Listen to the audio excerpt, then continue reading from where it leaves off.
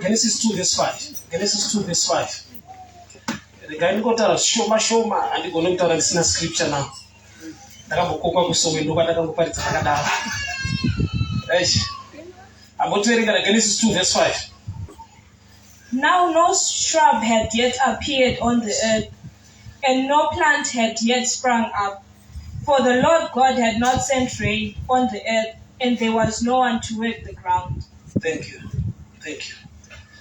Mwari avana kutendera mvura kunaya panyika nokuti kwakusina munhu unorima ivhu. That's Genesis 2 verse 5. Genesis 1 26 27 28. He created them, male and female, and he blessed them. Genesis 2 ndobva yati Mwari anotendera mvura kunaya panyika nokuti kwakusina munhu. There was no man to till the ground, which means talking about the type of man. Man was already there, was already created. But pani challenge yaamo denga ranga rakasunga mvura haisi kunaya. Yet munhu aritadza kunayirwa nemvura atonzi he was blessed. Wakambora life yekuti ndinozwa kuti I'm blessed but handina chandinacho. But unozwa kuti Mwari aneni upenyu hwangu ndiri mumaoko aMwari chaiwo. But oshaya kuti but pane zviri kubatana pandonamata chaicho. But pane zvikangosunga so. There's a dimension yekuti unoita blessing yefeeling kwete reality. Unyatsonzwa ndiri mwana waMwari ndakakomborerwa but life yako background yako hapana. Denga rakasunga yet munhu ari blessed. So chiri kutadzisa denga kurimisa mvura nokuti zvanzi zvirimwa zvazviriko but Mwari havasi kutendera kuti zvikure because there was no man to till the ground. Unoti pataura type yemunhu. Ukaenda paverse 6 yobva yati and the Lord God formed man from dust. Mwari ndokubva vasika munhu kubva kuguruva refu. What Genesis 1:28 was created by spoken word. What Genesis 2:5-6 ndiakava created now. Ndiakava formed. So creation is spiritual. Formation is physical. So chiri kushaisa mvura kunaya mugarden hakusi kushaikwa kwemunhu but kushaikwa kweimwe type yemunhu inotoda kufomwa. So panoti the way and the Lord formed man, panoti God unogona kubvisa oisa word. According to John, in the beginning was the Word. The Word was with God, and the Word was right. Which means God and the Word are two things. So, but once God formed man, not the Word formed man. Which means she form a man, she cover moon inyama is the Word. Saka just from change akava naked because he is a cover on his own. The word is Jesus, and Jesus is the cover. Saka mfundisi vatara pamusoro pekuti chinokava munhu chinobvisa word ndi Kristu. Zvoreva kuti panapa hatina muti nemunhu but ari kushaya Jesu wacho haana the covering nokuti hasati afomwa neword, which means the word makes a type of a man. Shoko rinogadzira mhando yemunhu. Munhu chaakaita full of the glory of God akarasikirwa neinformation. That's why Jesus is Jesus is also the word of God, which means munhu paakakunikana mugarden angadya shoko risiriro. Saka answer anofanira kupiwa shoko chairo anova Jesu. Jesus is the word. So let challenge yemugarden manje mvura haisi kunaya kuda kuti munhu ainopareta under a closed heaven. Saka mvura haisi kunaya. Mvura ishabve picture yeblessing yeropafadzo. Kurati ropafadzo inonzotaimira type yemunhu kwete nhamo yemunhu. And I'll give you scripture. Matthew chapter 6 verse 6 inoti kana makunyengetera ndai pakavanda muvharadhuo Mwari anoona zvamunoita uchakuropafadzai. Haitauri kuti Mwari anonzwa. Yet it teaching a prayer but hainei nemashoko. Kana une Bible inoreverenga zvakanaka. Matthew 6 verse 6 inoti kana makunyengetera endai pakavanda muvharedhuo Mwari anoona kwete anonzwa. Kuda kuti Mwari vanenge vakutarisa type yemunhu iri kuita prayer kwete nhamo yemunhu. Saka tona kana nhamo ikawanda sei hazvimuvhe Mwari. Chinomuvha Mwari kuti umbori ani muna Kristu and you got the glory and the covering. Type yemunhu ine nyaya. Saka type inogadzirwa nei? Neword. Shoko parinowanda mauri ndo parinova a covering. Shoko parinowanda pauri ndo law of attraction yezvinhu zvinobva kuna Mwari. So garden ranga riri closed. No first drought, famine mugarden. zvisina Satani mukati. Ndiona life yako haina kana Satani mukati sezviri kunetsa. Ukanamakirwa udonhe life ndo yakatoona. Challenge iri pakuti the type of a man matters most. Mhando yemunhu. Jesu anyaratidza dutu remvura. Vadzidzi vakabvunza kuti what kind of a man is this? Kuda kuti vari kuti munhu hake but imwe type yekuti akataura mhepo inonzwa, akataura masaisai anonzwa. Kuda kuti type yemunhu ine nyaya. Kwete zvinotaura munhu. Haukipindise example gara kupasi. Roma jokes guy. Street preach. Mukomana akapinga musikana anogona kuramba. Even mukomana achitorevesa kuda kukuroora. Musikana anoramba. Wozodzoka after 2 years unosvika musikana iye akaroorwa. Zvokuti unongochamubvunza ndo zvandaitaura ndaida kukuroora. Chaachakuudza ndechekuti haana kuramba kuroorwa saka akazoroorwa. Chaairamba chaitaura. Type yemunhu. So type yemunhu inodambisa. Type yemunhu inorambisa kwete zviri kutaura munhu. So pese paunotaura kuna Mwari kuti unoshamisa zviratidzei, chinoita kuti vasazviratidze newo unoshamisa hunzwe. The type of man. So chinogadzira mhando yemunhu is the word. Nokuti nhamo yemunhu mugarden inhamo yeshoko. Anga akufidwa naPastor Snake. Mugarden aitaura ndiMwari. But pakazopihwa mic pulpit kuna Pastor Snake, vakaunza information inokonzera nakedness. Kurati already pavainzwa Mwari vanga vane covering, nokuti vainzwa the word of God. But pavakazonzwawo Pastor Snake vabvuta mic, pakaita dambudziko.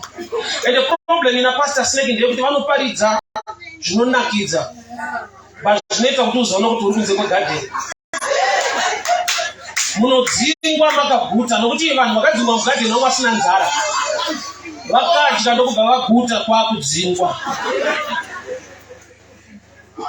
I'm sure I'm done.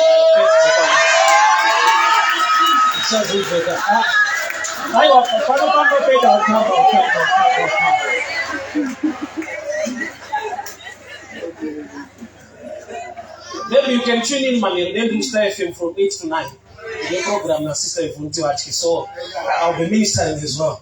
But regarding the type of man, inogadzirwa neword. Respond ya Mwari. Shoko kanoti Elijah yakamunhu sesu wakanamata mvura ikaregedza. Itype yemunhu. Kwete kuti akangonamata akangotaura. Kutaura is not enough. Ari kutaura. Anokonza kuti zvaari kutaura zvive nepower. So the devil chaanodhila nacho haakutadzise kupinda muprayer. Anoita kuti upinde muprayer uri type isiriyo. The God who sees what you do will reward you, not who hears what you say. Mwari chokwadi unonzwa minamato, but paanoita answer back anoblenda zvinhu kuti munamato nechanamata. Nokuti munhu wese anogona kumanikidzwa neupenyu zvinosvika pakuita munamato. But for obedient neword zvinotoda dedication kuzvirovedzera kuva type yemunhu unoattracta and open heaven.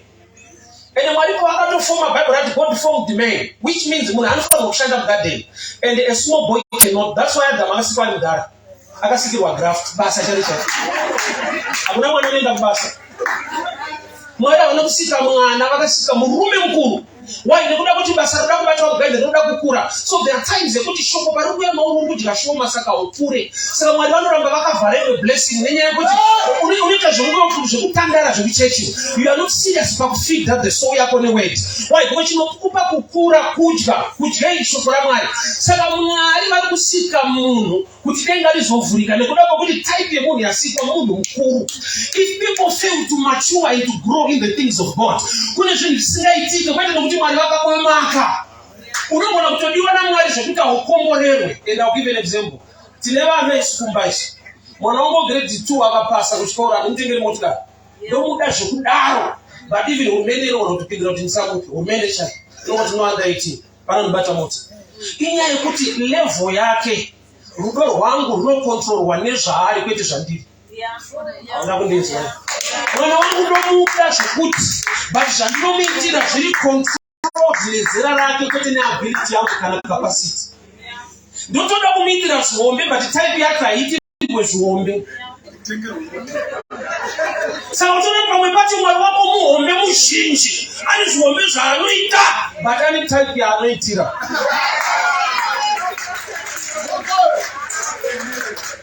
Patoto chikasadza nefishi mfana tinomupa mukaka. Rudo. Akasema kuti ndo rudo. Wai, wati namomutendera kuuya kufishi tinoswera taa kuchipatara. Haagoni kuseparata minzwa pane nyama. Nemanakira anoita fishi ine minzwa. Zvinhu zvese zvakanaka zvaunoona zvine the other side. Mari zhinji inogona kukonzera kuti mudivorce. Ukati vese vakaramba naye vanhu amo research yako iri poor. Kune kuti kana zvanyatsoita anotinga property nemunhu. You are not mature kugona kuhandle the blessing. Tine zvatinochemera zvatisina the ability, the capacity. Kana musina munhu anorima ivhu mugarden, nokuti plan yaMwari ndeye garden. Garden ikashaya garden rinoita jungle sango. So Mwari haadi kuita zvinhu zvisiri muplan yake. Plan yaMwari igarden. Pakashayikwa garden rinova sango. So uchaona kuti every garden rine potential yekuva sango pakashayika the type of a man. So tona Mwari vanokutyira, haadi kuti uve sango, haadi kuti marriage yako iparare. Saka Mwari kwacho kwaiuye. Why? Because ikatongouya chete rinoita sango imba.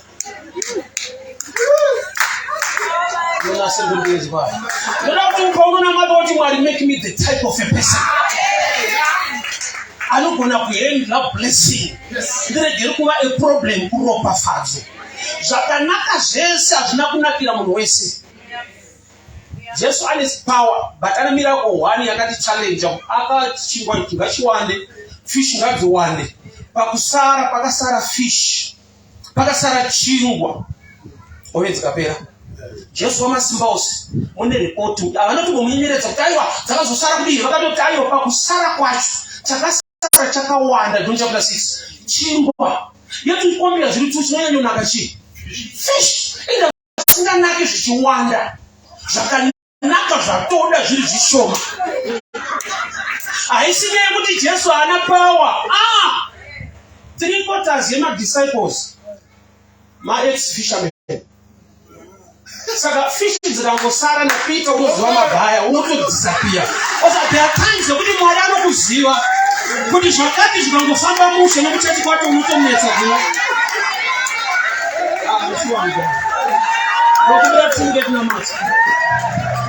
Father, we thank you for your word. Thank you for speaking to us. Anointed Evangelist, the type of a person covered by the word, covered by your glory, for the glory of your name. In the mighty name of Jesus. Amen and amen. God bless you. God bless you. God bless you.